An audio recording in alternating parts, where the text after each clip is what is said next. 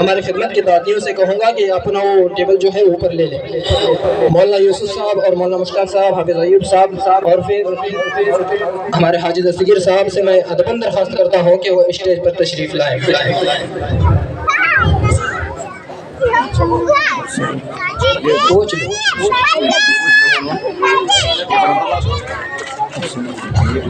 میں بڑے ہی ادب سے درخواست کرتا ہوں کہ وہ اسٹیج پر تشریف لائے.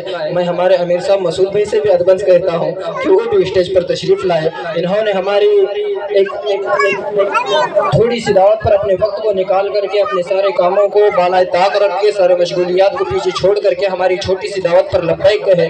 تو ہم ان سارے کے سارے گاؤں والوں کی طرف سے، ہمارے مدرسے کے جتنے بھی اراکین ہیں ان ساروں کی طرف سے ہم تہ دل سے شکر گزار ہیں کہ اللہ ان کے آنے کو قبول فرمائے. اور پھر اب ہماری ذمہ داری بنتی ہے کہ ان کے آنے کو جس مقصد کے تحت آئے ہیں اس مقصد میں ہم کھڑے اترنے کی کوشش کریں. اور سارے مجمع سے میں کہوں گا کہ ہمارا آخر تک آپ ساتھ دیں، کیونکہ آپ ہی کا ساتھ ہے جو مدرسے یہ جلسے کو لے کر کے چلتا ہے. اگر انتشار کرتے رہیں گے جلسہ درہم ہو جاتا ہے. اس کے واسطے ہم تھوڑا سا سنجیدگی کا ماحول قائم رکھیں. انشاءاللہ جلد از جلد یہ جلسے کا اختتام ہوگا. چند بچوں کا باقی ہے، اس کے بعد میں پھر ہم صدر صاحب کے الفاظ سنیں گے، ناصحانہ کلمات سے ہم مستفیض ہوں گے انشاءاللہ.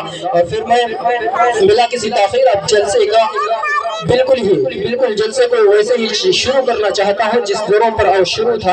میں پھر ایک مرتبہ ہمارے آئے ہوئے مہمانوں سے بڑے ہی ادب کے ساتھ کہوں گا کہ اسٹیج پر تشریف لائے. بزرگوں اور دوستوں، یہی فضا تھی، یہی رت، یہی زمانہ تھا.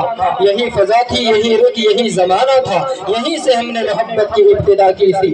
دھڑکتے دلوں سے، لرزتی ہوئی نگاہوں سے حضور غیب میں ایک ننھی سی التجا کی تھی کہ آرزو کے کنول کھل کے پھول ہو جائے، دل و نظر کی دوائیں قبول ہو جائے.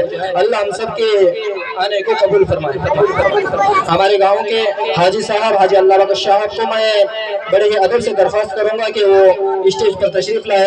ڈاکٹر عبداللہ صاحب سے میں بڑے ادب سے کہوں گا کہ وہ اسٹیج پر تشریف لائیں. اور پھر ان کے ساتھ میں آئے ہوئے ساتھی جو اور ایک ڈاکٹر ہیں، علمین کے جو ڈاکٹر ہیں، وہ اسٹیج پر تشریف لائیں. مدرسے وہ کام کرتے ہیں، یہ مٹی ذرا نم ہو تو بڑی زرخیز ہے ساتھی. یہ مٹی ذرا نم ہو تو بڑی زرخیز ہے ساتھی. یہاں کی خاک سے انسان بنائے جاتے ہیں، انہیں فضول سمجھ کر نہ گل کرو یارو. یہی چراغ جلیں گے تو روشنی ہوگی. تو پھر میں اس کی وجہ سے تھوڑا سا جو لوگوں کے چہروں پر پسماندگی کے آثار دیکھ رہا ہوں، تو اس سارے آثار کو دور کرنے کے واسطے میں نعت کو پڑھنے کے واسطے دعوت دیتا ہوں آسیہ کو کہ وہ آئے اور اپنی نعت کو پڑھیں.